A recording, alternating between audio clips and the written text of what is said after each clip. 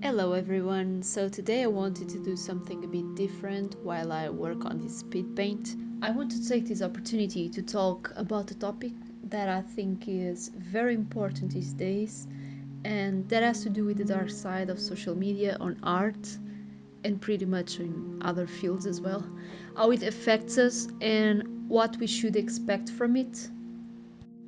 I'm on the internet for a few years now, not too long, but at least enough to see things shifting a bit here and there. And I remember being a teen and using the internet for the first time and not knowing what the hell I should be doing with it. I had no clue. I only knew how to play video games, and that was pretty much everything I cared about. I also remember when I found out that all the lyrics to my favorite songs were on the internet, and I went completely mad about it. Because at the time I had to wait for a certain song to be broadcasted in the radio and had to grab a pen and then try to write down the words in my poor English skills, of course. Can you imagine the effort? Things were simple back then. You would go to the web, use it for your purpose, and go about your life. Now we don't just use the internet, we exist inside it and we maintain it daily. We maintain our existence up to our liking, to our ultimate goals, and that sometimes can be a pain in the ass as we feel a certain obligation in appearing and saying everything is fine. My personal experience on Instagram, for example, is 100% the coolest. I simply love how the art community works there, but I can't tell how it works if you're a huge art star there, because that's when things get a little blurry or out of control sometimes. The bigger the audience, the bigger the expectations, and you have to keep up a certain pace and please the audience or you lose followers, because that's how things work nowadays. And I can see how that can represent a struggle. And from that standpoint, that slogan "fake it till you make it" makes a lot of sense.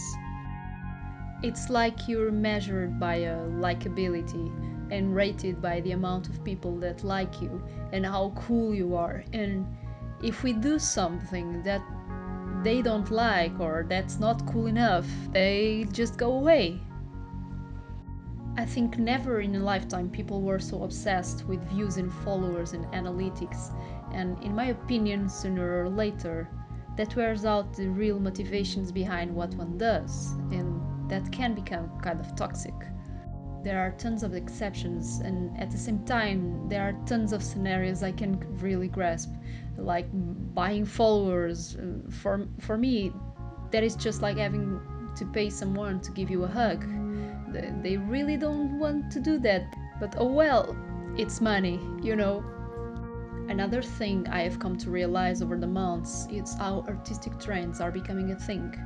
And you can see that certain types of art are more successful on social media than others, and I tend to see people recreating and copying and having their own take on it. Once again, there are tons of exceptions and countless talented people out there that I admire, but things that tend to be popular nowadays are rarely based in content and in originality. For example, the most popular people you can find nowadays on social media are mostly celebrities, but not the cool type of celebrities like The Rock that do cool stuff like actors, movie directors, writers, philosophers, whatever. No, most of the people that are perceived as role models are the ones that just show up or are skinny or portray a perfect life with nice expensive outfits and a lot of makeup, but little to no content or message. And I think that's so far from reality that I can't identify with, but most of the people lose their minds over it. Even here on YouTube, you can see how content is shifting. I I don't know if you remember, but I remember how the old YouTube used to be so careless, and now that everyone realized it can make money out of it and exploit the situation, it has become somehow obnoxious and competitive place, at least from what I can see. In the artistic side, I can see something similar happening a lot too. I see great artists with a great message not getting the recognition they deserve, while other pages show us that there's a huge gap, having thousands and thousands of fans, uh, while doing uninteresting things with art materials or using watercolors to create perfect rainbows or cute effects or mixing colors in a palette, all that types of stuff. But maybe that's just sheer luck, I don't know. Maybe people are more interested in things that provide easy and quick satisfaction.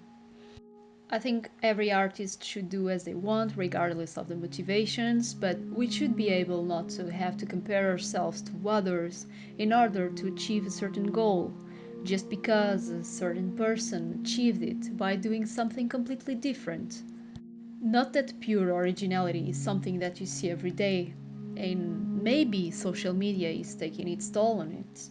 And we're in permanent contact with tons of images every day. We scroll down to tons of images. Most of it gets caught in our subconscious web and will eventually be recreated in our own way someday. Eventually. And that's fine. Back in the day, artists copied each other, and that's how things rolled. And they learned that way to master their crafts. Long story short, social media could be so much more if it really was an outlet to express ourselves and rather than a tool of criticism and comparison and unhealthy competition.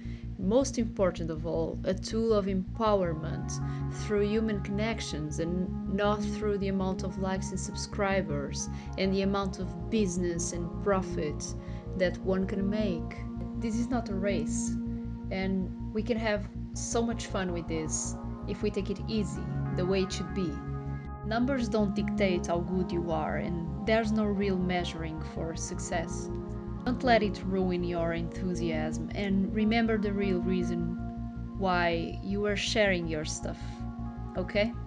So let me hear your opinions on this, and thank you for watching. Talk to you soon. See ya!